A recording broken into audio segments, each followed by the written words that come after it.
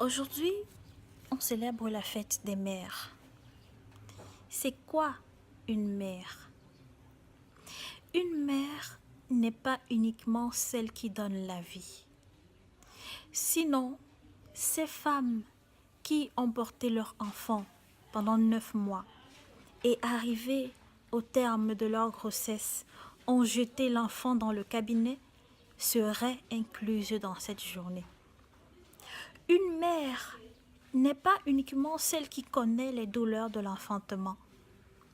Sinon, ces femmes qui n'ont pas eu cette joie, mais qui ont passé toute leur vie à transmettre de véritables valeurs morales aux enfants qui étaient sous leur responsabilité, ne seraient pas incluses dans cette journée.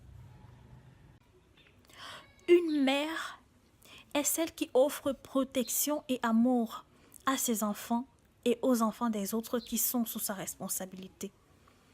Aimer ses enfants, ce n'est pas uniquement leur faire des gâteries, c'est savoir leur imposer des limites.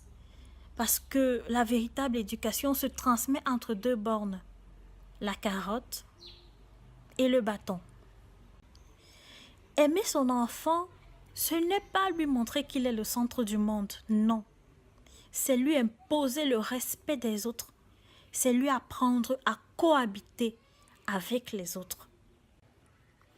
Être une bonne mère, c'est savoir orienter ses enfants à faire de bons choix, mais aussi et surtout savoir comprendre et accepter leurs choix.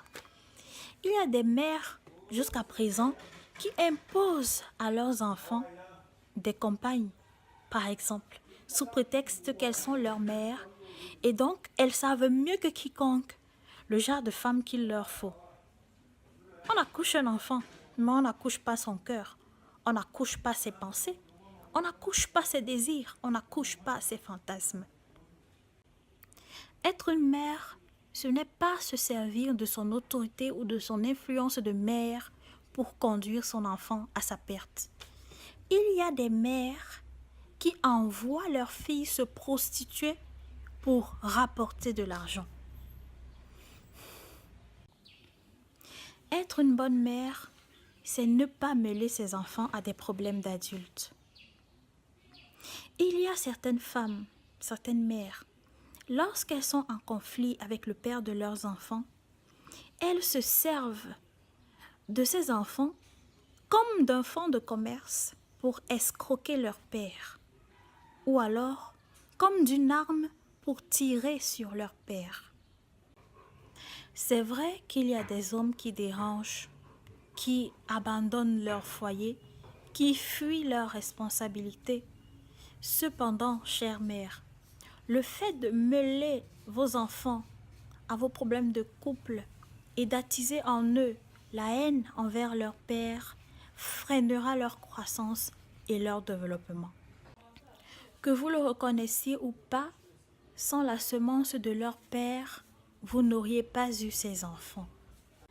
C'est vrai, lorsqu'on a été abandonné par le père de son enfant, il est difficile de ne pas parler de lui à ses enfants dans des termes péjoratifs. Mais dites-vous qu'en faisant cela, vous enfoncez le couteau dans la plaie. Trouvez des astuces pour ne pas les mêler à vos problèmes de couple, pour minimiser les dégâts moraux surtout. Laissez-les grandir et avec le temps, ils feront leurs propres constats, ils feront leurs propres choix. Sur ce, je souhaite une bonne fête des mères à toutes les mères, à toutes les bonnes mères.